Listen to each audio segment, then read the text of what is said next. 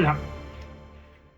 La reforma electoral propuesta por la presidenta Claudia Sheinbaum, aun cuando no ha sido presentada en su totalidad, se ha delineado en varias declaraciones del 24 y hasta el día de hoy. Por ello, aun cuando no haya sido presentada, podemos hablar de algunos de sus puntos principales. Por ejemplo, el número 1 sería no a la reelección inmediata.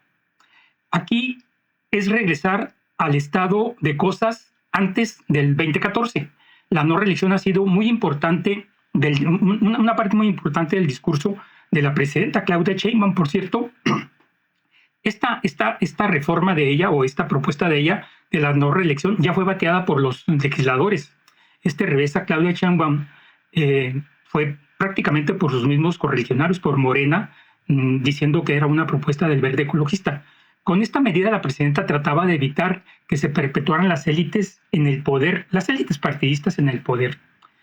La prohibición del nepotismo electoral. De hecho, estos dos elementos, no reelección y no nepotismo, fueron enunciados al mismo tiempo por la presidenta y al mismo tiempo los diputados la batearon para el 2030. Con esto trata de evitar que sucedan cosas como las de Zacatecas, donde la familia Monreal Ávila pues es la dueña de alcaldías, gubernatura, diputaciones, senadurías.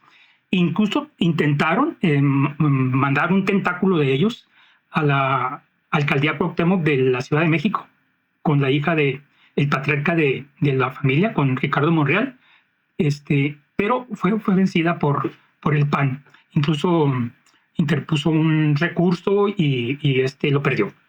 Entonces, esto que propone la presidenta tiene una serie de falta de apoyo de sus grupos legislativos. Esas consideraciones que han tenido para con las propuestas del presidente López Obrador no se extienden, no son para Claudia Sheinbaum. A Claudia Sheinbaum, de alguna manera, no la han cobijado en sus propuestas de reformas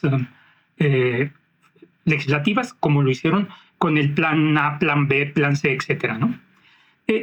Otro de los puntos, diríamos el número 2, es la reducción de costos en los procesos electorales.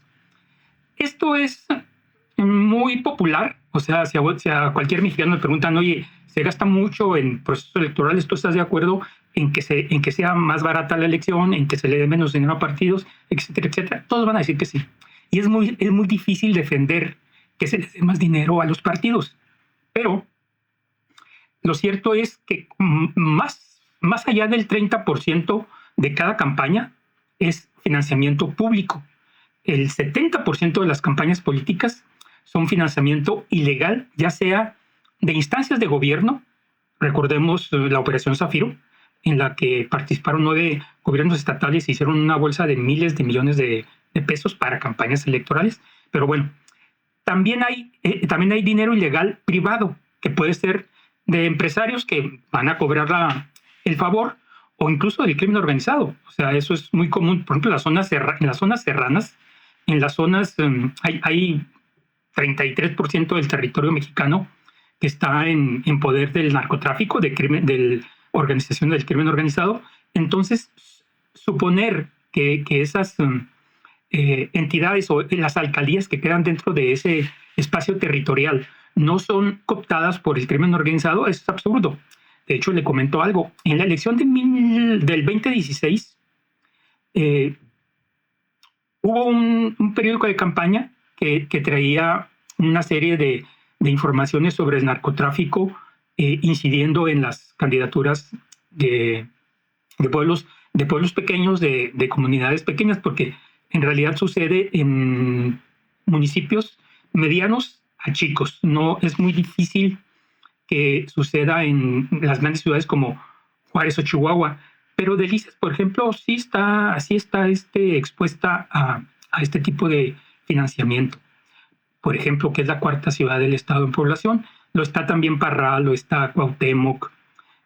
Pero este financiamiento ilegal, si le reducen, en lugar de aumentarle más el financiamiento a los partidos, lo que van a hacer es que los poderes fácticos, ya sea empresarios privados o del crimen organizado, van a tener con más descaro sus gobernadores, sus alcaldes, sus legisladores, sí, van a tener a la clase política a su disposición. Un cuarto punto sería la disminución del financiamiento público a partidos políticos. Esto también es muy popular y está muy ligado con lo anterior. Este sería definitivamente un golpe a la democracia y el pluralismo, ya que en Morena y sus aliados obtendrían el 70% de la bolsa de los recursos públicos que están destinados, o sea, incluso reduciendo los que se destinaran para elecciones, el 70% quedaría en la alianza gobernante y sería un paso regresivo a los tiempos en el que el PRI dominaba todo. De hecho, hay un dicho que todavía algunos recordamos, de que en el siglo XX, para decir que algo era imposible, se le decía, gánale al PRI. A ver, gánale al PRI. ¿Sí? A ver, gánale al PRI. O sea, está en chino, no puedes ganarle al PRI. Bueno, pues Morena va por ese camino. Va en el camino de convertirse en un partido con una hegemonía tal que ya el dicho sería en los próximos años, y ya en este momento funciona, a ver, gana de Morena. O sea, para decir que algo es muy difícil o imposible. El quinto punto sería la eliminación de legisladores plurinominales. La eliminación de la representación de las minorías se une a regresión al año 1963, en donde, siendo presidente de la República Adolfo López Mateos, se crearon los diputados de partido, porque el imbatible PRI, la dominación absoluta del PRI, era tal que era muy difícil plantar cara ante la comunidad internacional diciendo que éramos un país democrático. Entonces, ese es el primer movimiento que se hace para que la dominancia del PRI, que ya era muy clara, muy del conocimiento de todos, disimularla y poder pasar por un país democrático. Después de eso vino un paso definitivo en 1996, cuando se ciudadanizó el INE. Los partidos de oposición se habían hartado de ser meramente testimoniales. Yo creo que el ejemplo más drástico de este hartazgo de los partidos de oposición, especialmente el PAN, que ha sido el partido de oposición, por lo menos en el siglo XX, más importante, y en este momento también es el segundo en importancia. O sea, después de Morena, el más importante de oposición viene a ser el PAN, aunque esté muy abajo en las preferencias electorales. O sea, el PRI está el Morena está imbatible. Es el PRI del siglo XXI. Entonces, en 1966 no presentan candidato y va solo en las boletas José López Portillo. De hecho, yo recuerdo que también iba, pero era de un partido emergente que no tenía prácticamente militancia y había estado proscrito por décadas, por toda la vida, el Partido Comunista Mexicano, que postuló a Valentín Campa. Bien, después de esa elección y de lo desairado que fue por parte de la oposición, que no postuló candidato y que no quiso seguirle haciendo al guaje, en el 77, un año después, inmediatamente crean los partidos, legislan con la LOPE, la Ley de Organizaciones Políticas y Procesos Electorales, en 1977, desde la Secretaría de Gobernación, cuyo título era Jesús Silva Herzog, y ahí empiezan los diputados plurinominales para tener oposición, para no verse tan dominantes.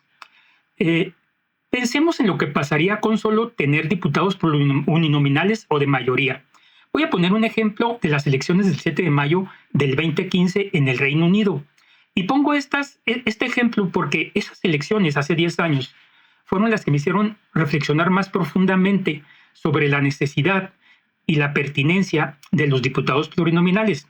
Miren, les comento. Los conservadores en esa elección del 15, con 11 millones de votos, obtuvieron 330 escaños.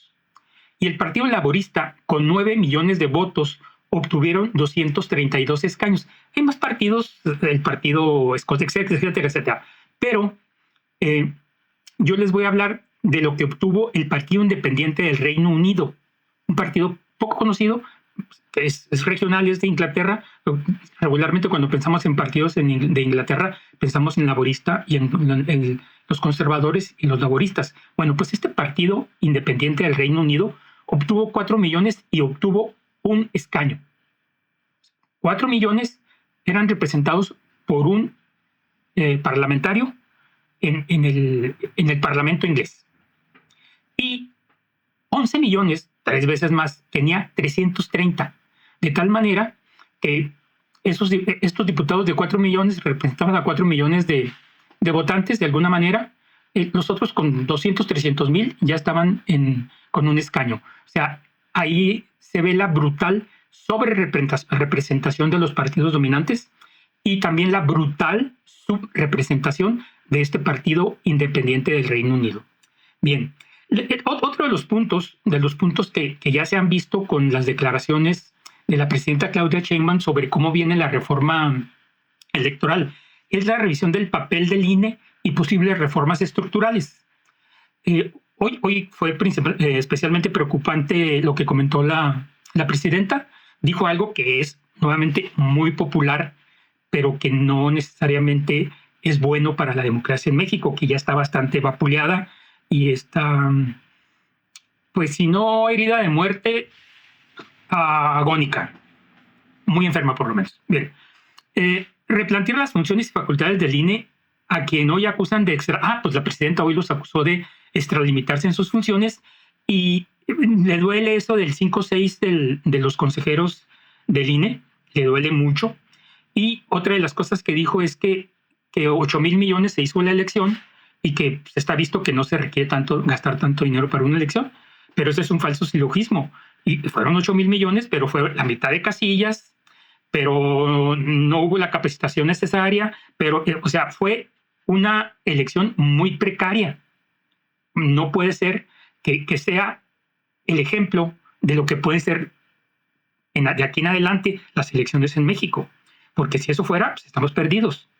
Y por último, un último punto de los que ha manejado la presidenta en declaraciones, en conferencias y que nos hacen más o menos vislumbrar de qué viene la reforma electoral que está por presentar y que no se va a votar en este periodo extraordinario de sesiones que en este momento tienen, sino que será hasta septiembre en el ordinario cuando se vote. De hecho, habló de que iba a poner mesas de consulta, mesas de debate, para que vaya bien consensuada. Puso énfasis en esto la presidenta y anima, pero la verdad es que piensa uno en si habrá simulaciones, porque hasta ahorita es lo que hemos tenido. Tuvimos simulaciones en la votación para la revocación de mandato, tuvimos simulación para las elecciones de si se castigaba o no a los expresidentes de México, y bueno, el proceso judicial está muy reciente y yo creo que no podemos decir que fue la gran cosa. Esto nos hace pensar que Morena no necesariamente es la heredera de la guerra de independencia en esta cuarta transformación que dicen ser, no es necesariamente heredera de la guerra de independencia, de la guerra de reforma y de la Revolución Mexicana. A lo mejor sería más exacto decir que sus antecedentes y la herencia que tiene es el PNR de 1929, el PRM de 1938 y el PRI de 1946. Y como cuarta transformación, pues desde luego Morena desde 1915.